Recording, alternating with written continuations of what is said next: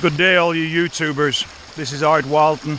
I'm doing what I do, I believe, the best, which is being in the water, gold prospecting, getting exercise, being out in the open, and just having one heck of a time.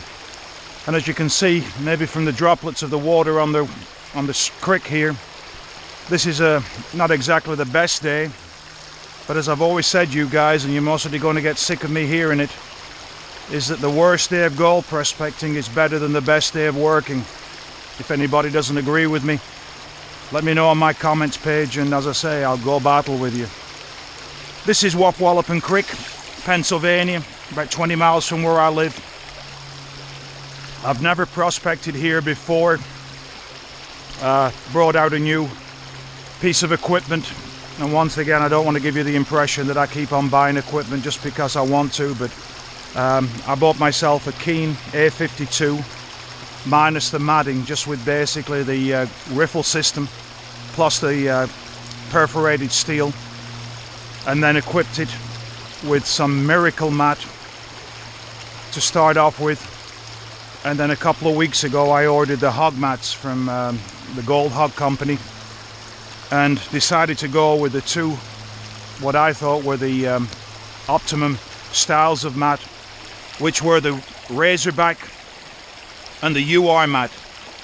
And if you can see from the Keene sluice here, what I've done is I've got a couple of pieces of the Razorback on the very top of the sluice, just in front of the flare, followed by one piece of UR, followed by one piece of Razorback, followed by 1 3/4 piece of the UR matting.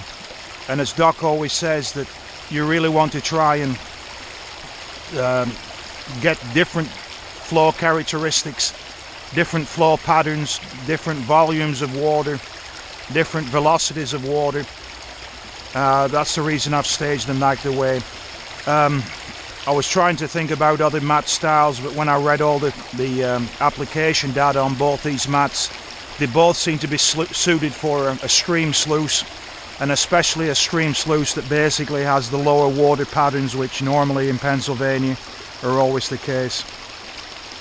So I set it up, set the Keene sluice up originally with some removable legs, which were okay, but basically we're not designed to handle stream applications.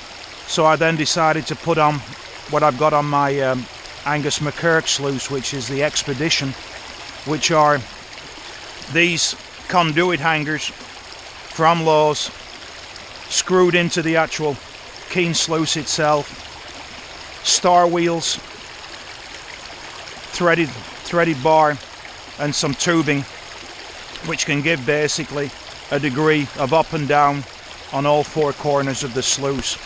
And it works real well. I didn't want to drill holes in the sluice. These holes were already in for the flare, so that was halfway good.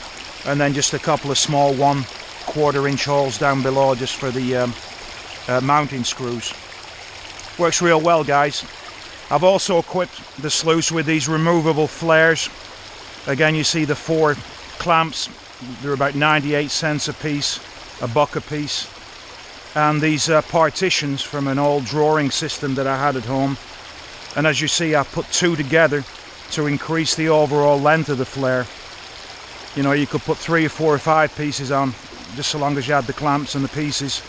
And what that does is increase the amount of water going into the big flare on the Keene. But that works real well as well. Saves having to, you know, be a geotextile engineer and basically build rocks and dams and all sorts of things. I put these things on in a couple of minutes, and I'll take them off in a couple of minutes, and they work real well. I'm going to finish the rest of this bucket here, and then I'm going to get out. I've got things to do at home, but I wanted to spend at least an hour or so on the stream this morning and get this done, proof out these mats, which this is the first time I've really had them working. And from what I see from the exchange and the material, which is classified down to 1/4 inch, it's working real well. So I'm basically going to do a few things, try to avoid losing these pretty expensive ideas and get back to you on what the results were. If you have any recommendations or comments, guys, please post them on my comment line. And if you do like what I'm doing as far as putting these videos out, and once again, guys, I'm not an expert at this. I've only been doing this for just under a year. I put the videos out because I enjoy doing this, and I wanted other people to see that if I can do it, anybody can do this. It's just a matter of getting the equipment. You don't have to go nuts initially to pick up a lot of very expensive equipment, but just pick up the basic minimum, go out and start enjoying the heck out of yourselves. And obviously bring your kids with you, because once they're hooked on this, they're going to be lifers. So, but anyway, you guys, you have a good one. Look forward to seeing you again. And as I say, I've heard it once before, the worst day of sluicing is better than the best day of work. See you guys.